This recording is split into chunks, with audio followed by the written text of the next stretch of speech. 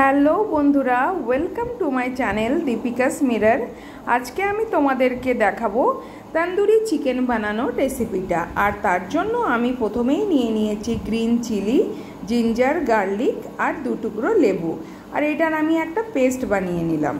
আর তারপর আমি নিয়েছি চিকেনের বড় মোটা লেগ পিস, আর সেটার মধ্যে আমি কাট করে নিচ্ছি ছুরির সাহায্যে, যাতে আগের বানানো চিলি জিঞ্জার গার্লিক পেস্টটা যাতে খুব ভালোভাবে এর গায়ে লাগানো যায় আর ভেতরে যাতে মশলাটা ঢুকে যায়। তারপর আলতো হাতে আমি খুব সুন্দরভাবে লাগিয়ে নিলাম। আর এটাকে ফ্রিজে কিছুক্ষণ রেখে দিলাম সেট হতে। তারপর দেখো, কড়া গরম করে নিয়েছি, তার মধ্যে ঘি গরম করলাম। আর তারপর ঘিটা গরম হয়ে গেলে আমি গ্যাসটাকে বন্ধ করে তার মধ্যে আমি 1 চামচ বেসন দিলাম। আর বেসনটাকে খুব ভালো করে ঘিয়ের মধ্যে আমি মিশিয়ে নেব, যাতে দানা দানা না থাকে।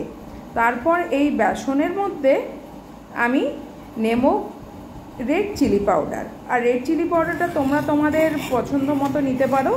যারা একটু ঝাল খেতে পছন্দ করো তারা একটু বেশি দেবে, আর যারা ঝাল খাও না একটু কম দেবে, নিজেদের পছন্দ মতো। এটাকেও খুব ভালোভাবে মিশিয়ে নিলাম।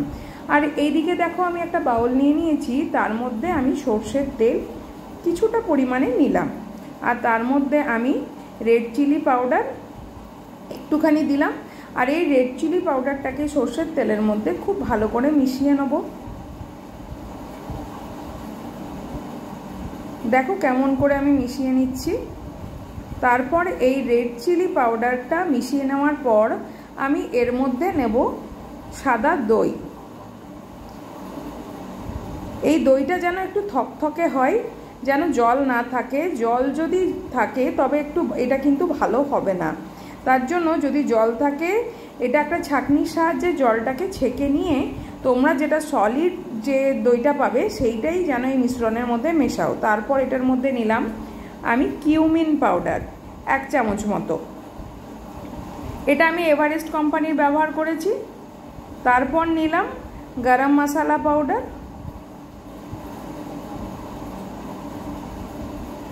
তারপর আমি নেব একটুখানি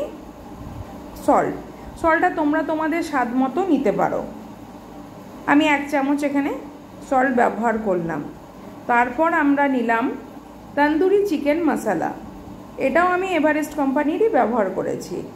আর তারপর এটার মধ্যে আমি কস্তুরি মেথি কিছুটা পরিমাণের মেলাবো। এবার এই মিশ্রণটাকে খুব সুন্দরভাবে একটা ব্যাটার তৈরি করব, মিশিয়ে, যেন পুরো মিশ্রণটা খুব সুন্দরভাবে মিশে যায়। আর আগের যেটা বেসন আর ঘি দিয়ে মেলানো একটা ব্যাটার বানিয়েছিলাম, সেইটাও এই মিশ্রণটার মধ্যে মিলিয়ে দেবো কিছুটা পরিমাণে। তারপর এটা একটা স্মুথ ব্যাটার তৈরি করব খুব সুন্দরভাবে মিলিয়ে। এবার আমরা ওই ফ্রিজ থেকে চিকেনটা বের করে রেখে এই ব্যাটারটাও ওই চিকেনের মধ্যে খুব সুন্দরভাবে মিলিয়ে নেব। এটাও আলতো হাতে খুব সুন্দরভাবে চিকেনের গায়ে ওই কাঠগুলোর ভেতরেও যাতে এই মশলাটা ঢোকে, সেদিকে একটু খেয়াল রাখবে, যাতে পুরো চিকেনটা খুব সুন্দরভাবে কভার হয়ে যায় এই মশলার মিশ্রণটার মধ্যে।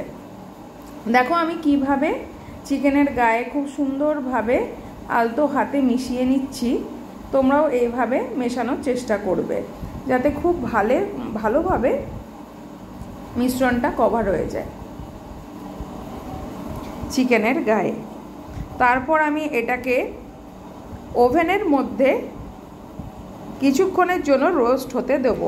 আমি এখানে টেম্পারেচার আর এটার টাইমিংটা বললাম না, তোমরা তোমাদের সুবিধার মতো এইটা নিজেদের মতো করে রোস্ট করে নেবে। যারা একটুখানি বেশি রোস্ট করতে পছন্দ করো তারা একটু বেশি রোস্ট করবে, যারা একটু হালকা পছন্দ করো হালকা করবে।